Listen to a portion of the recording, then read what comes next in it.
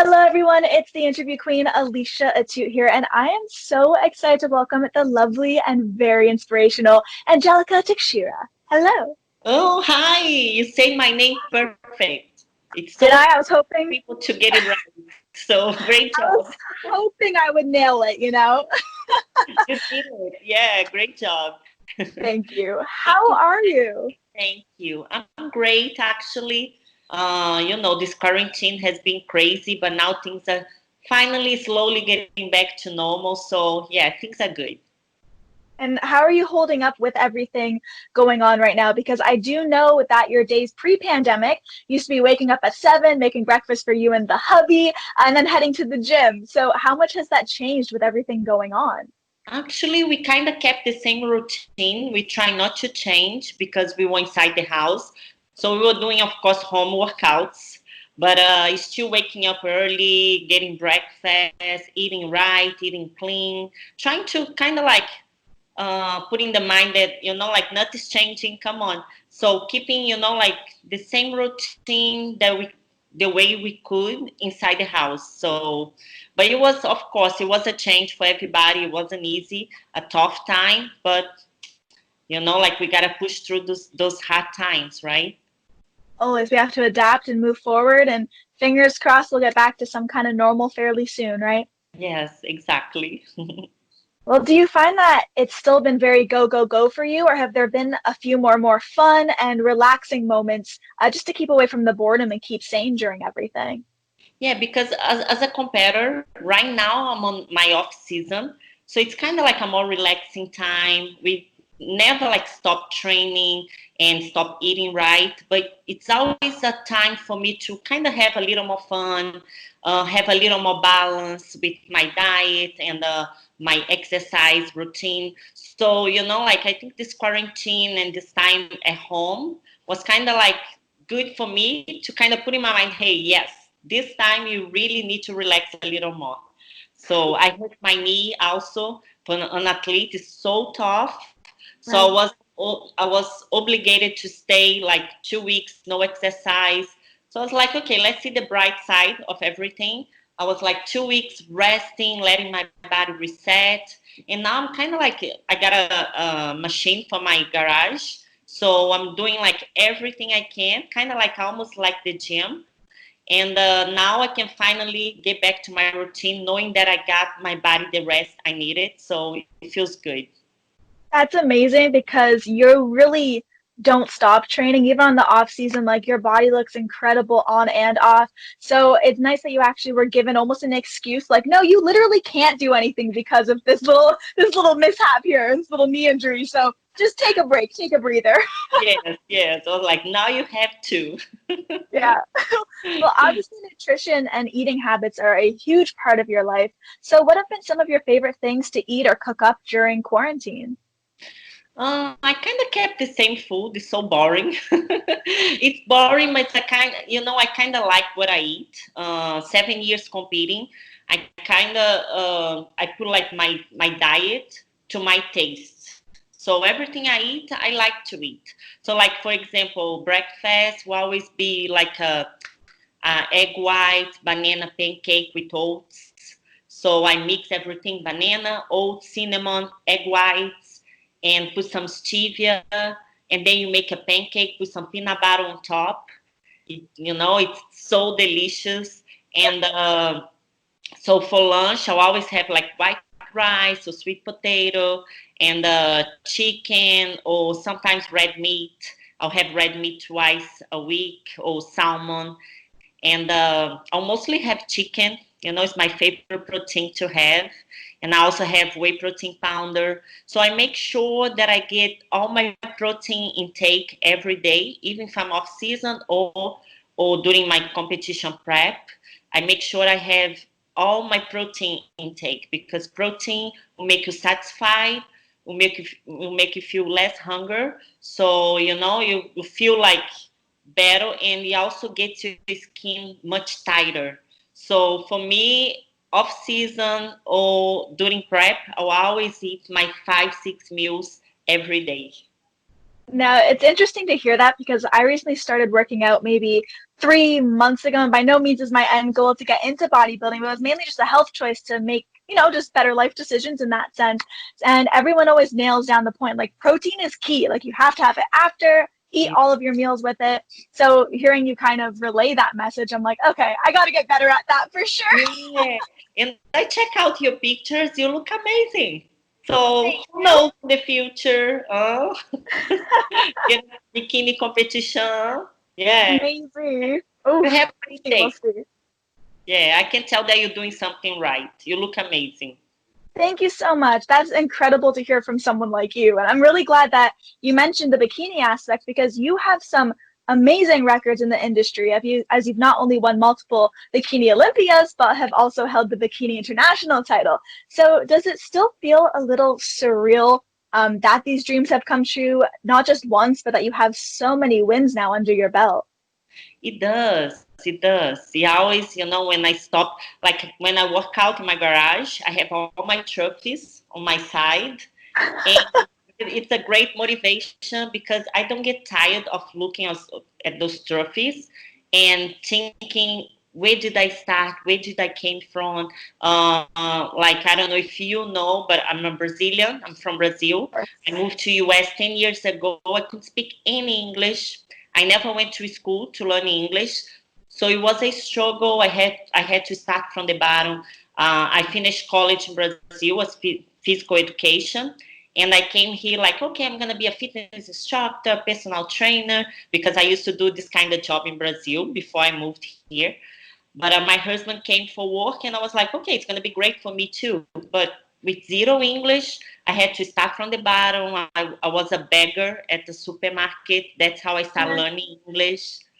And what I found was incredible about that, you shared the story before about how you went into that job interview and you literally were like, hi, and Yeah. you said your name and you're like, I don't speak English well, but I need job. And I thought it was the I cutest, need most job. vulnerable I need thing. job. Yeah. I love It that was a tough story. interview. Yeah, to get a job in a supermarket, it wasn't easy. And for me, it's like Brazilian, like 1 month in the US, no English at all. To get to an interview and get there, and it's a group of people trying to get a job as well. So it was a group interview, and I was like, oh my God, if I can do this, I can do anything in life. So yeah, that was the first like struggle. And after that, I was like, you know what, I gotta go for my dreams because I got here, no English, went for, like everything, all these struggles, went to work in a supermarket, even though, I had my degree, I could work, with what I love. But I knew one day I would get there. And now to see my titles, like traveling the world, doing what I love, representing the sport, and representing my sponsors, and, like just like going everywhere. I have been traveling the world doing what I love. So it's like, as you ask, like, does it feel surreal? It does. It always feels surreal. And I think it's a great message to believe in your dreams and just fight for it and go after it day by day. Never give up. I feel like that's the bottom line to everything. Never give up. Yes, I agree. Well, you had mentioned traveling all over the place, representing the sport and competing. So, is there a city or country that you've fallen in love with over time while during these travels? Oh, yes. Like I love everywhere I go because I love traveling, and every place I went, of course I was there to work, but I always took a few days to know the place, go around, visit, like the best place in the town. So I loved Spain. Barcelona was one of my favorites. Dubai was super different. Like the way that they live is so different. So it was super interesting to go to fitness expos there and have the woman coming to see me as a fan, but all covered up. So Right. it was something like, that was like, oh my God, how can I touch people that cannot even show their bodies? So, it was something super interesting. And going to Asia and seeing how they go crazy about fitness over there. And I never thought about it, like South Korea, Japan, China. I have such a big fan base over there, and I never thought that I could. That's And incredible. there's so many places. Australia is one of my favorites for sure. Like I've been there, I competed there, I got the title of Arnold Champion there twice, and I also been there 2 more times just to visit for expos, and I love the people there, the food, coffee, like New Zealand. I was in New Zealand for a week, and oh my God, it's like the people there is so warm and welcoming. So, I have been blessed to everywhere I go, I'll have a little something that got me attached to the place. So I can choose just one. I don't blame you. I've been lucky enough too because of my job to travel to different places abroad, and it's like every part kind of steals your heart a little bit because you meet incredible people, you taste amazing food. For you, I'm sure you have the different accolades for winning certain competitions. It's like it's so hard to narrow it down to somewhere, so I totally understand. Yes, yes, it is. Well, growing up, so many people have ambitions of becoming teachers or rock stars or firefighters, and you actually wanted to start training at 15, but you were told, nope, you have to come back 4 years later when you're 18 years old. So I know growing up in Brazil, there were so many beautiful people, beautiful bodies, but what really made you want to turn into your goals and kind of dominate the world of bodybuilding when you did turn pro in 2015? Yeah, when I was 15, I knew I had to do something related to fitness because I knew it was my passion. I felt like working out since I was super young. I always did dance. I did jazz for 8 years, and I always felt that I needed to move and to have that feeling. That I think it's the endorphins, the hormone. They feel good after Totally. exercising. So when I was 15, and I started like going to class because, as you say, they say no, you can't Nope. lift weights young. I'm like, no, how come? So I started doing the group class, and when I was 18, I started lifting weights. And I remember, I don't remember who, but someone told me, oh, this you have to stop once you start working. And I'm like, what do you mean? Like, no, because once you start working, like real life, you're not gonna have time to exercise. And I was like, I'm like, no. I'm like, so I gotta make this my job. So that's how I decided to go to physical education college in Brazil to become a personal trainer. You have to go to college. It's different than US. You have to do 4 years college to become a trainer. So I went to college. I did 4 years. I got my degree. And when I came to US after all the struggles, many jobs to get, to where I am, I finally got a job in a gym. I was like, no, come on, you can do this. Years after, my English was better, but not super good. It's still not perfect. I'm always learning every day. And, it's not shame for me to say that because I'll No. always be learning and I love that feeling. And so I decided to go to a gym. I'm like, oh no, let me get a job. And then they got me a job, but they said, oh, let's see. I don't know this kind of class that you're saying. I don't think they're gonna like it, but okay, you can do like 1 week trial. So first day was empty, but girls start to looking outside and kind of like, oh, what is that? And then second class was a few girls in there. Third class in that week was already like so many girls. Second week, the class was full, and with a month, they had to give the name because the class was super full. And the manager said, "I don't know what you're doing, but you got the Brazilian style. It's working." That's cool. It seems Yeah. like everything you've genuinely put your mind to, you found some sort of way to make it work, whether it's perseverance or just passion. And like that's incredibly inspirational for someone who literally runs their own business to see everything you've been able to accomplish. It's amazing. Yeah, Alicia, like it's not easy. Like for me, doing the class with like a broken English was kind of like I'm gonna be a leader, and if I can't control and like have confidence in the language 100%, but I was like, you know what? I have to try. I have to get out of my comfort zone and just do it. And it was funny because I was teaching the class and kind of like, oh, okay, your hands comes to your how you call this, guys? The spot. I did. And then they, oh, forehead. I'm like, oh, okay, yeah, your forehead. So, it was good that I was working and still Yeah. learning at the same time. So after that, I got so many clients. I started doing the class, and then all the girls wanted to do personal training with me. And things just start like to happen. I start making money doing what I love.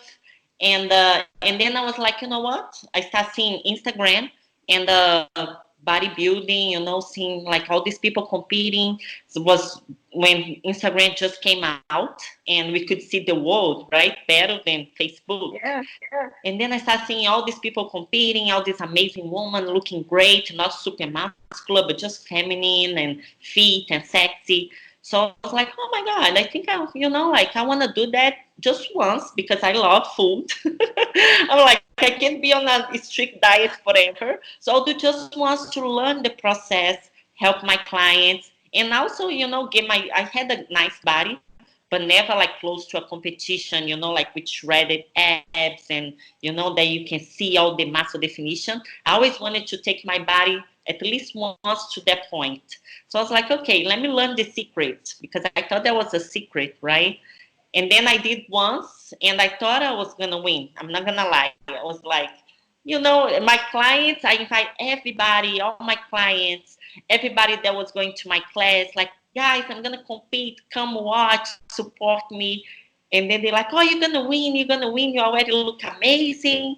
Oh, my God, you have the body goals, so you're going to win. And I was super confident. And I got there and I placed 16. It was like last call out of so many girls. It was one of the last ones. Then you were And like, okay, I need to get first now.